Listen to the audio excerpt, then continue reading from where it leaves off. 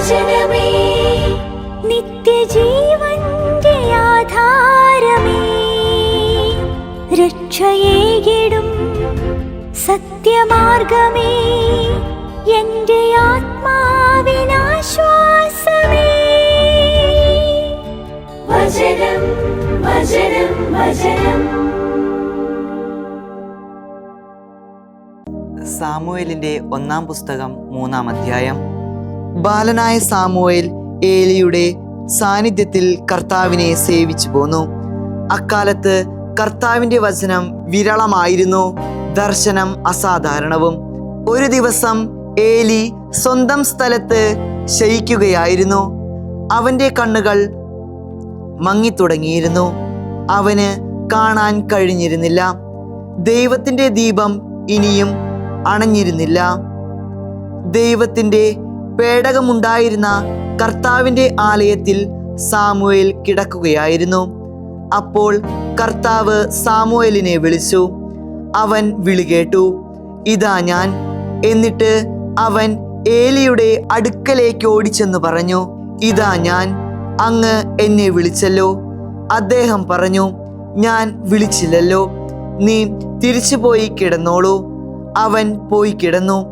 Samuel കർത്താവ് വിളിക്കുന്നത് ആവർത്തിച്ചു. സാമുവേൽ എഴുന്നേറ്റ് ഏലിയുടെ അടുക്കിലേക്ക് ചെന്നു. അവൻ പറഞ്ഞു, ഇതാ ഞാൻ, അങ്ങനെ വിളിച്ചല്ലോ. അദ്ദേഹം പറഞ്ഞു, ഞാൻ വിളിച്ചില്ല. എൻ്റെ മകനെ, നീ തിരിച്ചുപോയി കിടക്കുക. സാമുവേൽ ഇതുവരെയും കർത്താവിനെ അറിഞ്ഞിരുന്നില്ല. കർത്താവിൻ്റെ വചനം ഇതുവരെയും അവന് വെളിപ്പെട്ടിരുന്നുമില്ല. കർത്താവ് സാമുവേലിനെ 3-ാമത് വീണ്ടും വിളിച്ചു. അവൻ എഴുന്നേറ്റ് ഏലിയുടെ അടുത്തേക്ക് ചെന്ന് പറഞ്ഞു, ഇതാ ഞാൻ, അങ്ങ് എന്നെ വിളിച്ചല്ലോ. കർത്താവാണ് ബാലനെ വിളിക്കുന്നതെന്ന് ഏലി മനസ്സിലാക്കി. അതിനാൽ ഏലി സാമുവേലിനോട് പറഞ്ഞു, നീ പോയി കിടക്കുക. അവിടുന്ന് നിന്നെ വിളിക്കുകയാണെങ്കിൽ കർത്താവെ ശ്രവിച്ചാലും, എന്തെന്നാൽ അങ്ങയുടെ ദാസൻ ശ്രവിക്കുന്നു എന്ന് പറയണം. സാമുവേൽ പോയി സ്വസ്ഥാനത്ത് കിടന്നു. അപ്പോൾ കർത്താവ് വന്നു നിന്ന് മുൻപത്തെ പോലെ വിളിച്ചു, സാമുവേൽ, സാമുവേൽ. അങ്ങ് സംസാരിച്ചാലും, എന്തെന്നാൽ അങ്ങയുടെ ദാസൻ ശ്രവിക്കുന്നു എന്ന് സാമുവേൽ ഉണർത്തിച്ചു. കർത്താവ് സാമുവേലിനോട് പറഞ്ഞു, ഇതാ ഞാൻ ഇസ്രായേലിൽ ഒരു കാര്യം ചെയ്യാൻ പോകുന്നു. അത് ആരു കേട്ടാലും അവൻ്റെ ഇരുചെവികളും തരിച്ചു പോകും. ഏലിയുടെ കുടുംബത്തോട് ആദ്യന്തം ഞാൻ സംസാരിച്ചിട്ടുള്ളതെല്ലാം അവനെതിരെ അന്ന് ഞാൻ നടപ്പാക്കും. അവന് അറിവുള്ള കുറ്റത്തിന് തൻ്റെ മക്കൾ തങ്ങൾക്ക് തന്നെ ശാപമുണ്ടാക്കി വച്ചിട്ടും അവൻ അവരെ ശാസിച്ചില്ല എന്നതിന് ഞാൻ അവൻ്റെ കുടുംബത്തെ എന്നേക്കുമായി വിധിക്കാൻ പോവുകയാണെന്ന് അവനോട് ഞാൻ പ്രസ്താവിച്ചിട്ടുള്ളതാണ്. ആകയാൽ ഏലി കുടുംബത്തിന്റെ കുറ്റം ബലി കൊണ്ടോ കാണിക്ക കൊണ്ടോ നിത്യമായി പരിഹരിക്കപ്പെടുകയില്ലെന്ന് ഏലി കുടുംബത്തോട് ഞാൻ ശപഥം ചെയ്യുന്നു. പ്രഭാതം വരെ സാമുവേൽ കിടന്നു. അനന്തരം അവൻ കർത്താവിന്റെ ഭവനത്തിന്റെ വാതിലുകൾ തുറന്നു. ദർശനം ഏലിയോട് വിവരിക്കാൻ സാമുവേൽ ഭയപ്പെട്ടു. അപ്പോൾ സാമുവേലിനെ വിളിച്ചുകൊണ്ട് ഏലി പറഞ്ഞു, എൻ്റെ മകനെ സാമുവേൽ. അവൻ പറഞ്ഞു, ഇതാ ഞാൻ. അയാൾ ചോദിച്ചു, അവിടുന്ന് നിന്നോട് സംസാരിച്ച കാര്യം എന്താണ്? എന്നിൽ നിന്ന് മറച്ചു വെക്കല്ലേ. അവിടുന്ന് നിന്നോട് പറഞ്ഞ എല്ലാ കാര്യങ്ങളിൽ നിന്ന് ഏതെങ്കിലും ഒരു കാര്യം എന്നിൽ നിന്ന് നീ മറച്ചു വെച്ചാൽ അതുപോലെയും അതിലധികവും ദൈവം നിന്നോട് ചെയ്യട്ടെ.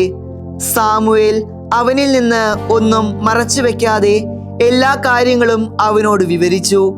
അപ്പോൾ അവൻ പറഞ്ഞു, അത് കർത്താവാണ്, തൻ്റെ ദൃഷ്ടിയിൽ നല്ലത് അവിടുന്ന് ചെയ്യട്ടെ. സാമുവേൽ വലുതായി. കർത്താവ് അവൻ്റെ കൂടെ ഉണ്ടായിരുന്നു. അവൻ്റെ വാക്കുകളിലൊന്നും പാഴാകാൻ അവിടുന്ന് ഇടവരുത്തിയില്ല. സാമുവേൽ കർത്താവിൻ്റെ പ്രവാചകനായി വിശ്വാസ്യനായിരിക്കുന്നെന്ന് ദാൻ മുതൽ ബർഷബ വരെയുള്ള ഇസ്രായേൽ ജനം മുഴുവനും അറിഞ്ഞു. കർത്താവ് ഷീലോഹിൽ പ്രത്യക്ഷപ്പെടുന്നത് തുടർന്നു. കാരണം കർത്തൃവചനത്തിലൂടെ ശീലോയിൽ സാമുവേലിന് കർത്താവ് സ്വയം വെളിപ്പെടുത്തി. സാമുവേലിന്റെ 1-ാം പുസ്തകം 4-ാം അധ്യായം. സാമുവേലിന്റെ വചനം ഇസ്രായേൽ മുഴുവനും വേണ്ടിയുള്ളതായിരുന്നു. ഇസ്രായേൽ ഫിലിസ്ത്യാക്കാരെ നേരിടാൻ യുദ്ധത്തിന് പുറപ്പെട്ടു. ഇസ്രായേൽ എബനേസറിന്റെ പരിസരത്ത് പാളയമടിച്ചു. ഫിലിസ്തീയക്കാർ അഫക്കിലും പാളയമടിച്ചു. ഫിലിസ്തീയക്കാർ ഇസ്രായേലിനെ നേരിടാനായി അണിനിരന്നു. യുദ്ധം മുറുകിയപ്പോൾ ഇസ്രായേലിയർ ഫിലിസ്തീയക്കാർക്ക് മുന്നിൽ പരാജിതരായി. പടനിലത്തിൽ വെച്ച് തന്നെ 4000-ഓളം ആളുകളെ അവർ വധിച്ചു. ജനം പാളയത്തിൽ എത്തിയപ്പോൾ ഇസ്രായേൽ ശ്രേഷ്ഠന്മാർ പറഞ്ഞു, എന്തുകൊണ്ടാണ് ഫിലിസ്തീയക്കാർക്ക് മുന്നിൽ ഇന്ന് കർത്താവ് നമ്മെ പരാജയപ്പെടുത്തിയത്? നമുക്ക് ശീലോയിൽ നിന്ന് കർത്താവിൻ്റെ ഉടമ്പടി പേടകം നമ്മുടെ പക്കലേക്ക് കൊണ്ടുവരാം. അവിടുന്ന് നമ്മുടെ ഇടയിൽ വരുമ്പോൾ നമ്മുടെ ശത്രുക്കളുടെ മുഷ്ടിയിൽ നിന്ന് നമ്മെ രക്ഷിക്കും. അങ്ങനെ ജനം ശീലോയിലേക്ക് ആളയച്ച് കരൂബുകളുടെ മേൽ എഴുന്നള്ളിയിരിക്കുന്ന സൈന്യങ്ങളുടെ കർത്താവിൻ്റെ ഉടമ്പടി പേടകം അവിടെ നിന്ന് വഹിച്ചു കൊണ്ടുവന്നു. ഏലിയുടെ 2 പുത്രന്മാരായ ഹോഫിനിയും ഫിനഹാസും പേടകത്തോടൊപ്പം അവിടെയുണ്ടായിരുന്നു. കർത്താവിൻ്റെ ഉടമ്പടി പേടകം പാളയത്തിലേക്കെത്തിയപ്പോൾ ഇസ്രായേൽ മുഴുവൻ വൻ അട്ടഹാസം മുഴക്കി. ഭൂമി പ്രകമ്പനം കൊണ്ടു. അട്ടഹാസധ്വനി കേട്ട് ഫിലിസ്തീയക്കാർ തിരക്കി. ഹെബ്രായ പാളയത്തിലെ ഈ വൻ അട്ടഹാസധ്വനി എന്താണ്? കർത്താവിൻ്റെ പേടകം പാളയത്തിലേക്ക് എത്തിയെന്ന് അവർ മനസ്സിലാക്കി. അപ്പോൾ ഫിലിസ്തീയക്കാർ ഭയപ്പെട്ടു. പാളയത്തിലേക്ക് ദേവന്മാർ എത്തിയിട്ടുണ്ട് എന്ന് അവർ പറഞ്ഞു. തുടർന്ന് അവർ പറഞ്ഞു, നമുക്ക് ദുരിതം. മുൻപൊരിക്കലും ഇതുപോലെ സംഭവിച്ചിട്ടില്ല. നമുക്ക് ദുരിതം. പ്രബലരായ ആ ദേവന്മാരുടെ കരത്തിൽ നിന്ന് ആര് നമ്മെ മോചിപ്പിക്കും? മരുഭൂമിയിൽ വെച്ച് സകല പ്രഹരവും കൊണ്ട് ഈജിപ്തുകാരെ ഞെരുക്കിയ ദേവന്മാരാണവർ. ഹെബ്രായർ നിങ്ങൾക്ക് ദാസവേല ചെയ്ത പോലെ നിങ്ങൾ അവർക്ക് ദാസവേല ചെയ്യാതിരിക്കേണ്ടതിന് ഫിലിസ്തീയക്കാരെ നിങ്ങൾ സുശക്തരാവുവിൻ. പൗരുഷമുള്ളവരാകുവിൻ. പൗരുഷമുള്ളവരായി പൊരുതുവിൻ. തുടർന്ന് ഫിലിസ്തീയക്കാർ യുദ്ധം ചെയ്തു. ഇസ്രായേൽ പരാജിതരായി. അവർ ഓരോരുത്തരായി തങ്ങളുടെ കൂടാരങ്ങളിലേക്ക് പലായനം ചെയ്തു. ആഘാതം വളരെ വലുതായിരുന്നു. ഇസ്രായേൽക്കാരിൽ നിന്ന് 30,000 കാലാളുകൾ നിബദിച്ചു. ദൈവത്തിന്റെ പേടകം പിടിച്ചെടുക്കപ്പെട്ടു. ഏലിയുടെ 2 പുത്രന്മാർ ഹോഫിനിയും ഫിനഹാസും മരിച്ചു. ബെഞ്ചമിൻകാരനായ ഒരാൾ അന്നു തന്നെ യുദ്ധരംഗത്തു നിന്ന് ഓടി ശീലോയിലെത്തി. അവന്റെ വസ്ത്രങ്ങൾ കീറപ്പെട്ടിരുന്നു. തലയിൽ പൂഴിയുണ്ടായിരുന്നു. അവൻ ചെന്നപ്പോൾ അതാ ഏലി വഴിയോരത്ത് ഉറ്റുനോക്കിക്കൊണ്ട് പീഠത്തിൽ ഇരിക്കുകയായിരുന്നു. എന്തെന്നാൽ ദൈവത്തിന്റെ പേടകത്തെക്കുറിച്ച് അദ്ദേഹത്തിന്റെ ഹൃദയം ഉത്കണ്ഠാകുലമായിരുന്നു. അവൻ പട്ടണത്തിൽ വിവരമറിയിക്കാൻ എത്തിയപ്പോൾ പട്ടണം മുഴുവൻ മുറവിളി കൂട്ടി. മുറവിളി ശബ്ദം കേട്ട് ഏലി ആരാഞ്ഞു, എന്താണ് ഈ അസ്വസ്ഥതയുടെ ആരവം? അവൻ തിടുക്കപ്പെട്ടുവെന്ന് ഏലിയോട് വിവരിച്ചു. ഏലിക്ക് 98 വയസ്സുണ്ടായിരുന്നു. അദ്ദേഹത്തിന്റെ നയനങ്ങൾ മിഴിച്ചിരുന്നു. അദ്ദേഹത്തിന് കാണാൻ കഴിയുമായിരുന്നില്ല. അവൻ ഏലിയോട് പറഞ്ഞു, ഞാൻ യുദ്ധമുഖത്തു നിന്ന് വരികയാണ്. ഇന്നാണ് ഞാൻ യുദ്ധരംഗത്ത് നിന്ന് പലായനം ചെയ്തത്. അദ്ദേഹം ചോദിച്ചു, എൻ്റെ മകനെ, എന്തു കാര്യമാണ് ഉണ്ടായത്? അവൻ മറുപടിയായി ആ വാർത്തയറിയിച്ചു. അവൻ പറഞ്ഞു, ഫിലിസ്തീയക്കാരുടെ മുൻപിൽ ഇസ്രായേൽ തോറ്റോടി.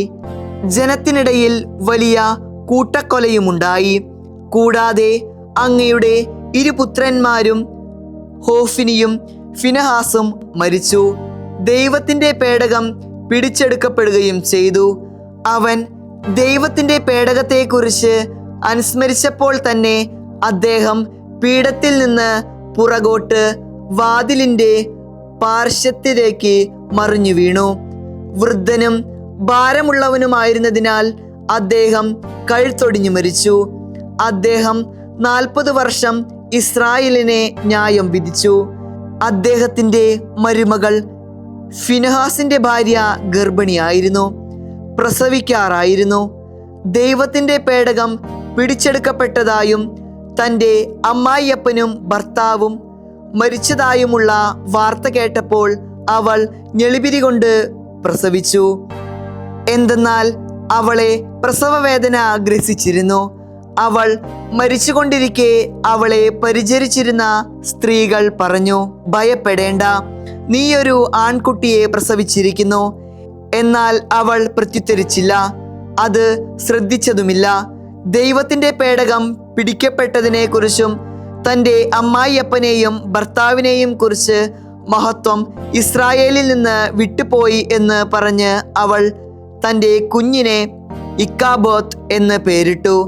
ദൈവത്തിന്റെ പേടകം പിടിക്കപ്പെട്ടതിനാൽ മഹത്വം ഇസ്രായേലിൽ നിന്ന് വിട്ടുപോയിരിക്കുന്നു എന്നാണ് അവൾ പറഞ്ഞത്. സുഭാഷിതങ്ങൾ 24-ാം അധ്യായം. ചീത്തയാളുകളെ കുറിച്ച് അസൂയപ്പെടരുത്, അവരോടൊത്ത് ആയിരിക്കാൻ താല്പര്യപ്പെടരുത്. അവരുടെ മനസ്സ് അക്രമം ചിന്തിക്കുകയും അവരുടെ അധരങ്ങൾ ദൂഷണം പറയുകയും ചെയ്യുന്നു. ജ്ഞാനത്താൽ വീട് പണിയപ്പെടുന്നു, വിവേകത്താൽ അത് ഉറപ്പിക്കപ്പെടുന്നു. വിജ്ഞാനം കൊണ്ട് മുറികൾ നിറയപ്പെടുന്നു. സകല സമ്പത്തും അമൂല്യവും വിശിഷ്ടവുമാണ്. ജ്ഞാനി കരുത്തിൽ വീരനാണ്, ശാസ്ത്രജ്ഞൻ ശേഷി പ്രബലമാക്കുന്നു. യഥാർത്ഥത്തിൽ കഴിവുകൊണ്ടാണ് നിനക്ക് യുദ്ധം ചെയ്യാനാകുന്നത്. ഉപദേശക സമൃദ്ധിയിലാണ് വിജയം. ജ്ഞാനം വിഡ്ഢിക്ക് മാമലയാണ്, അവൻ കവാടത്തിങ്കൽ തൻ്റെ വായ് തുറക്കുകയില്ല. തിന്മ ചെയ്യാൻ പദ്ധതി ഇടുന്നവനുണ്ട്, അവനെ അവർ ഉപജാപകനാഥൻ എന്ന് വിളിക്കും. ഭോഷത്വത്തിൻ്റെ ഉപജാപം പാപമാണ്, പരിഹാസകൻ മനുഷ്യന് മ്ലേച്ഛതയാണ്. വിപത്തിന്റെ ദിനത്തിൽ നീ ഉദാസീനനായാൽ നിന്റെ ബലം ചുരുങ്ങും. മരണത്തിന് പിടിക്കപ്പെട്ടവരെ നീ മോചിപ്പിക്കുക. കൊലക്കളത്തിലേക്ക് വഴുതി വീഴുന്നവരെ നീ തടഞ്ഞിരുന്നെങ്കിൽ ഞങ്ങൾ ഇത് അറിഞ്ഞില്ലല്ലോ എന്ന് നീ പറഞ്ഞാൽ ഹൃദയങ്ങൾ പരിശോധിക്കുന്നവനില്ലേ, അവിടുന്ന് മനസ്സിലാക്കിക്കൊള്ളും. നിന്റെ ആത്മാവിനെ നിരീക്ഷിച്ചു കൊണ്ടിരിക്കുന്നവനില്ലേ, അവിടുന്ന് അറിഞ്ഞുകൊള്ളും. അവിടുന്ന് മനുഷ്യന് അവൻ്റെ പ്രവൃത്തിക്ക് തക്ക പ്രതിഫലം നൽകുകയും ചെയ്യും. മകനെ, തേൻ ഭക്ഷിക്കുക, അത് തീർച്ചയായും നല്ലതാണ്. തേൻ തുള്ളി നിന്റെ അണ്ണാക്കിൽ രുചികരമാണ്. അങ്ങനെ നിന്റെ ആത്മാവിനായി ജ്ഞാനത്തെ അറിയുക.